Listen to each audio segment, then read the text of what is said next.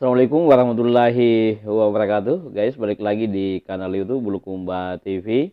Kanal motivasi, inspirasi, dan edukasi.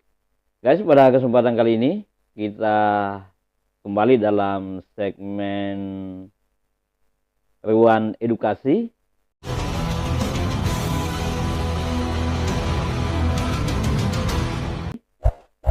Dan kali ini kita akan membahas satu hal yang berkaitan dengan pelatihan vokasi. Ini juga sebenarnya merespon permintaan beberapa teman untuk kembali membahas satu tema penting di dalam pelatihan di dunia vokasi. Nah, saya kali ini akan membahas secara singkat ya terkait dengan apa yang diminta oleh teman-teman, yaitu pelatihan berbasis kompetensi. Ya, jadi pelatihan berbasis kompetensi ini bagi teman-teman yang sudah bergelut di lembaga pelatihan, baik yang ada di bawah naungan pemerintah maupun di bawah naungan yayasan atau swasta. Istilah ini, pelatihan berbasis kompetensi, bukan sesuatu yang asing. Dan pelatihan ini biasa juga disebut sebagai CBT atau Competence Basic Training. Nah, seperti apa pelatihan berbasis kompetensi atau Competence Basic Training ini? Yaitu pelatihan yang memperhatikan pengetahuan, keterampilan, dan sikap yang diperlukan di tempat kerja agar dapat melakukan pekerjaan dengan kompeten. Jadi ada 3 kata kuncinya di situ, yaitu pengetahuan, keterampilan, dan sikap. Knowledge, skill, dan attitude. Kemudian standar kompetensi harus ada beberapa syarat yang harus terpenuhi terkait dengan pelatihan berbasis kompetensi ini. Pertama adalah fokus pada apa yang diharapkan dapat dilakukan oleh peserta pelatihan di tempat latihan. Kemudian yang kedua, diperlihatkan dalam bentuk hasil. Ketiga, merefleksikan seluruh aspek pelaksanaan kerja. Di antaranya keterampilan melaksanakan tugas, keterampilan mengelola tugas, keterampilan mengelola hal-hal yang tidak pasti, kemudian keterampilan peran atau lingkungan kerja. Kemudian yang keempat, standar kompetensi harus terfokus pada keterampilan dan pengetahuan yang dapat dialihkan ke dalam situasi baru. Kemudian berikutnya yang kelima, mengikut sertakan pengetahuan dan pemahaman yang mendukung. Kemudian standar kompetensi harus juga ada kaitannya dengan tempat kerja yang nyata. Kemudian yang ketujuh, standar kompetensi harus mudah dimengerti, merefleksikan tren dan kebutuhan masa kini dan masa yang akan datang.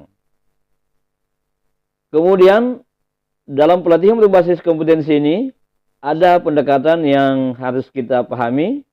Yang pertama adalah berdasarkan pada outcome siswa yang spesifik, what student learn. Kemudian terfokus pada proses belajar, tidak terfokus pada proses mengajar atau how student learn. Mohon maaf ini kalau penyebutan bahasa Inggris saya agak belepotan karena memang ya lemah dalam pemahaman bahasa Inggris gitu ya. Kemudian baik, pendekatan CBT berikutnya adalah memberikan waktu yang cukup untuk siswa belajar. Jadi kita berikan waktu yang cukup untuk peserta pelatihan bagaimana untuk lebih memahami apa yang kita berikan dalam pelatihan berbasis kompetensi. Kemudian berikutnya, siswa belajar atau peserta pelatihan belajar sesuai dengan performance yang baku. Ya, jadi ini harus yang baku. Ya, harus ada aturannya, harus ada ketetapannya, dan itu menjadi keputusan bersama.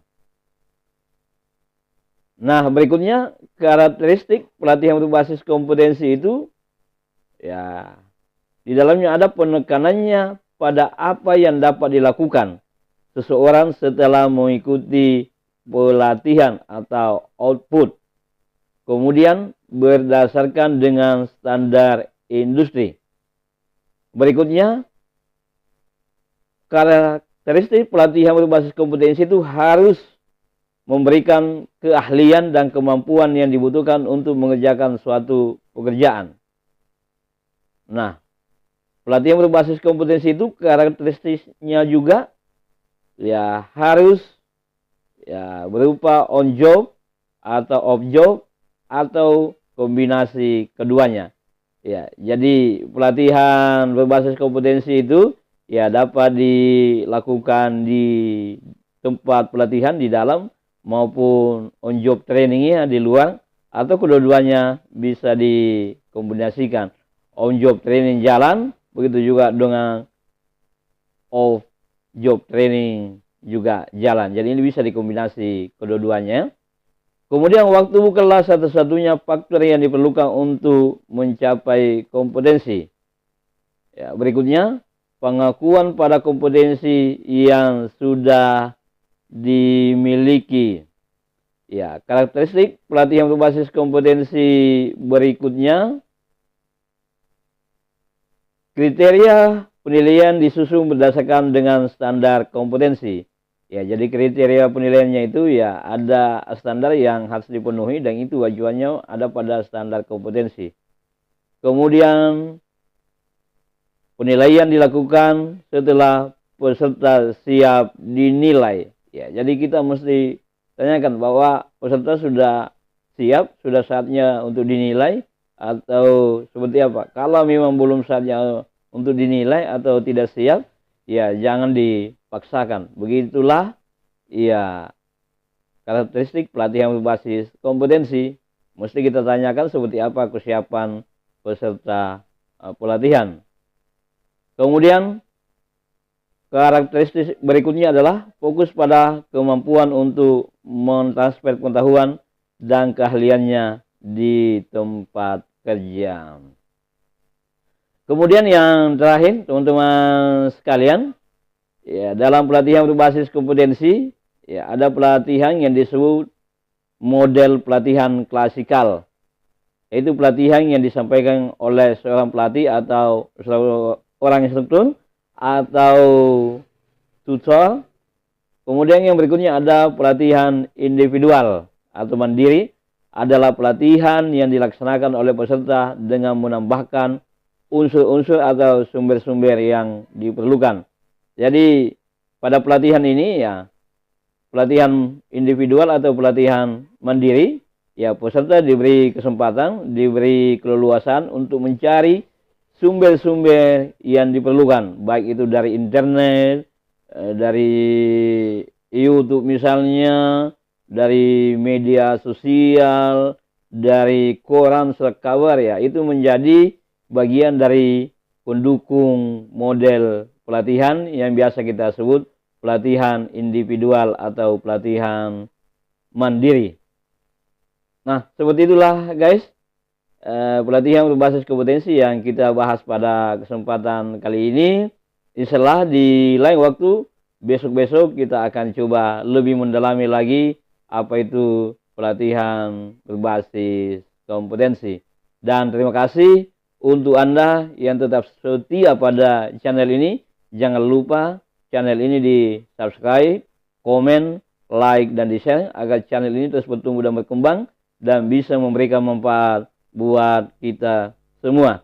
Demikian, wabillahi taufiq wal hidayah. Assalamualaikum warahmatullahi wabarakatuh.